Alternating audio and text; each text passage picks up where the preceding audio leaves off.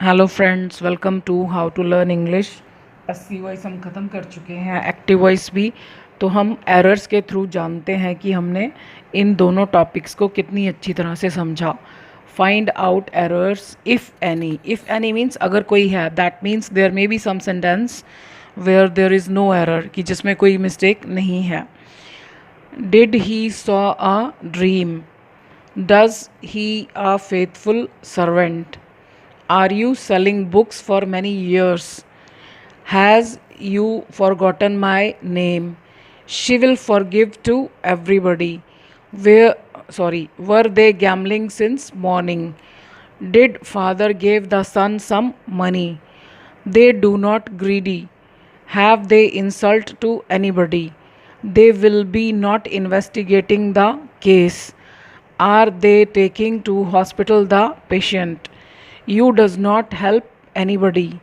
Anybody has not come here. The doctor was not treating the patients for 2 months. They will be not meeting the new students. I know these children for 2 years. इसमें active और passive के अलावा और भी कई तरह की mistakes हैं, तो हम इन मिस्टेक्स के ज़रिए और भी बहुत सारे रूल्स बड़ी आसानी से सीख सकते हैं। आप स्क्रीनशॉट लेकर या वीडियो को पॉज करके आंसर्स, इनकी एरर्स ढूंढिए, तो उसके बाद आप एरर्स देख सकते हैं। आई होप आपने एरर्स ढूंढ ली होंगी। तो आइए देखते हैं इनके आंसर्स। डिड के साथ कभी भी सेकंड फॉर्म नहीं आती है। Did he see a dream, simple past tense, क्या उसने एक सपना देखा। Does he a faithful servant, does के साथ हमेशा सब्जेक्ट के बाद वर्ब की फर्स्ट फॉर्म आती है, यानी कोई काम होना चाहिए। यहाँ पर कोई काम तो हो ही नहीं रहा, हम पूछ रहे हैं कि क्या वह एक वफादार नौकर है। तो जब भी हम सब्जेक्ट के बारे में पूछते हैं कि वो कौन है, क्या है, कैसा है, तो डू डज का कोई काम नहीं, यहाँ पर इज़ एम आर आएगा, क्योंकि ये मॉडल सेंटेंस है। मॉडल सेंटेंस मतलब जिसमें कोई काम हो ही नहीं रहा, सब्जेक्ट के बारे में बताया जा रहा है कि वो कौन है, क्या है, कैसा है, तो यहाँ पर इज़ आएगा। Is he a faithful servant? Sorry. Are you selling books for many years? अब देखिए, कॉन्टीन्यूस टेंसेस दो तरह का होता है। एक तो सिंपल सादा, जिसमें ये बताया जा रहा है कि बोलने के समय कुछ काम चल रहा है, और एक होता है परफेक्ट कॉन्टीन्यूस, जिसमें काम बोलने से पहले ही शुरू हुआ है और कुछ देर चलता है, कुछ देर चलने के बाद भी चलता रहता है। अब जैसे इसमें कहा जा रहा है कि मैनी ईयर्स, कई वर्षों से आप किताबें बेच रहे हैं, तो ये सादा कॉन्टीन्यूस नहीं है, ये परफेक्ट कॉन्टीन्यूस है। सो परफेक्ट कॉन्टीन्यूस, जैसा कि नाम से ही जाहिर है, दो हेल्पिंग वर्ब्स आएंगे, परफेक्ट के लिए हैज़ हैव, कॉन्टीन्यूस के लिए बीन। तो इसका आंसर है हैव यू, यहाँ पर बीन आएगा। Have you been selling books for many years? यहाँ पर बुक्स के साथ हमने द नहीं लगाया, क्यों? क्योंकि हम वो वाली किताबें बेच रहे हो ऐसा नहीं कह रहे, कोई भी किताबें हो सकती हैं, तो इसलिए यहाँ पर द लगाने की ज़रूरत नहीं है। Has you forgotten my name? क्या तुम मेरा नाम भूल गए हो? प्रेजेंट परफेक्ट टेंस, यू के साथ हैज़ नहीं, हैव आता है।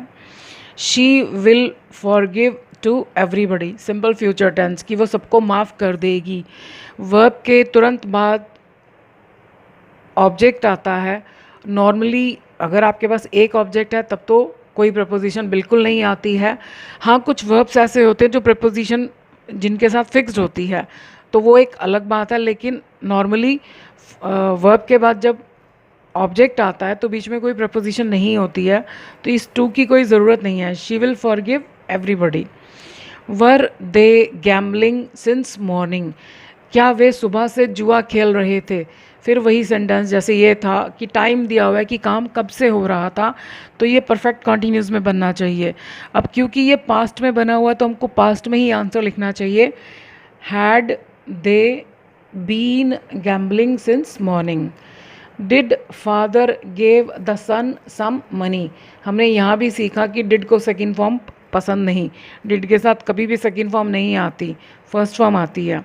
So did father give the son some money? अब इसमें दो ऑब्जेक्ट हैं, दिया, किसको दिया, बेटे को दिया, क्या दिया, सम मनी दिया।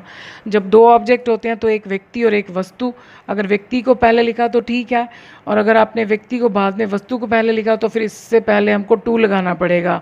Did father give some money to the son. They do not greedy, वे लालची नहीं हैं। अभी हमने सीखा कि जब सब्जेक्ट के बारे में बताया जा रहा है कि वो क्या है, कैसा है, तो उसमें डू डज का कोई काम ही नहीं है, मॉडल सेंटेंस है। तो यहाँ भी दे कुछ कर नहीं रहे, हम कह रहे हैं कि जो दे हैं वो लालची नहीं हैं, तो they are not greedy, model sentence. तो वर्ब क्या हो गया, are. Have they insult to anybody, present perfect tense. Has have के साथ हमेशा थर्ड फॉर्म आती है। So have they insulted. अभी हमने सीखा कि वर्ब के तुरंत बाद जब ऑब्जेक्ट आता है, ख़ास तौर पर अगर एक ही ऑब्जेक्ट है तो कोई प्रपोजिशन नहीं आती, तो यहाँ पर भी टू नहीं आएगा। Have they insulted anybody. They will be not investigating the case, ये फ्यूचर कॉन्टीन्यूअस टेंस है कि वे केस की जांच पड़ताल नहीं कर रहे होंगे। इसमें दो हेल्पिंग वर्ब हैं, विल और बी। जब भी एक से ज़्यादा हेल्पिंग वर्ब होते हैं तो नॉट हमेशा पहले वाले हेल्पिंग वर्ब के बाद आता है, तो ये नॉट यहाँ आना चाहिए विल और बी के बीच में। They will not be investigating the case.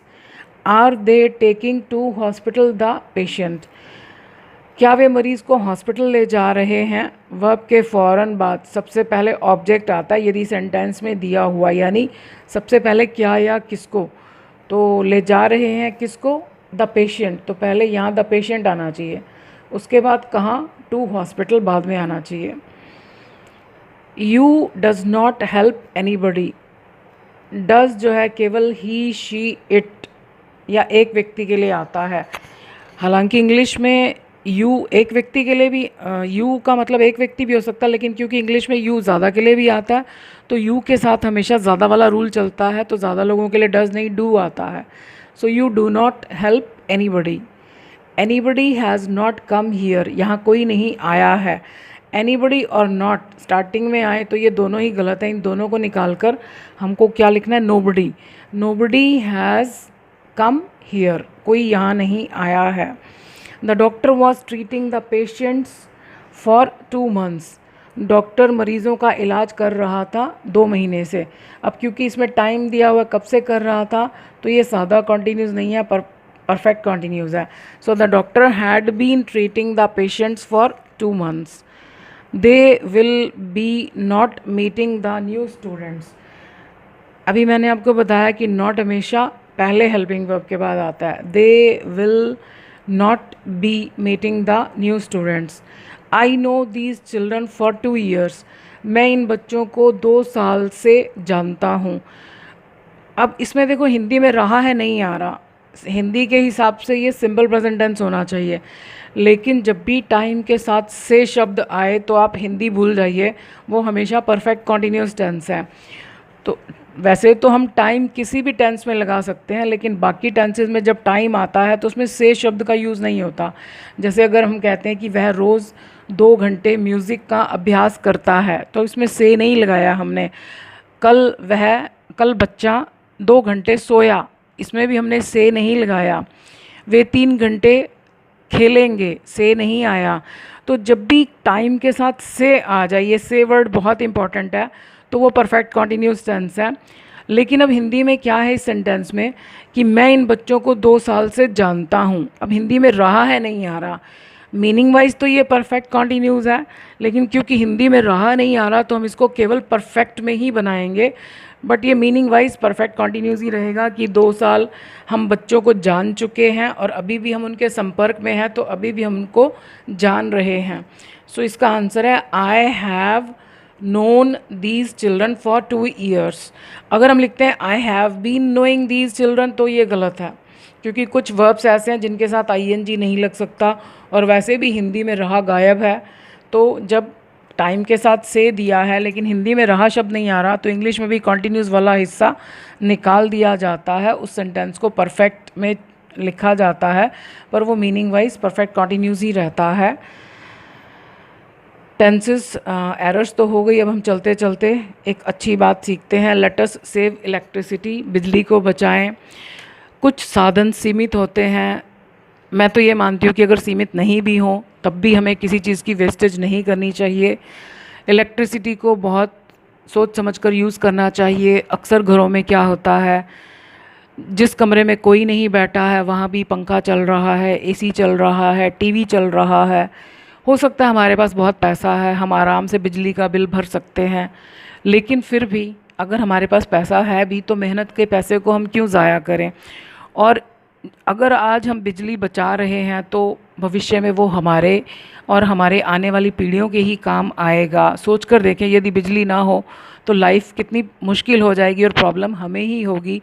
तो हम कोशिश करें कि अपने घरों में बिजली का बहुत मितव्ययता से इकोनॉमिकली यूज़ करें। पब्लिक प्लेसेस पर भी, कहीं भी हमें लगे, क्लासेस में, ऑफिसेज में भी, हम ये ना सोचें कि यहाँ का बिल हमने तो देना नहीं है तो हमें क्या ज़रूरत पड़ी है। नहीं, हमारे देश की बिजली है तो हमें उसको हर जगह बचाना है। तो कहीं भी आप देखें कि बिजली बिना ज़रूरत के जल रही है तो वहाँ पर स्विचेस को बंद कर दें। ये भी देश की सेवा है। आज के लिए इतना ही। Thank you for watching this video.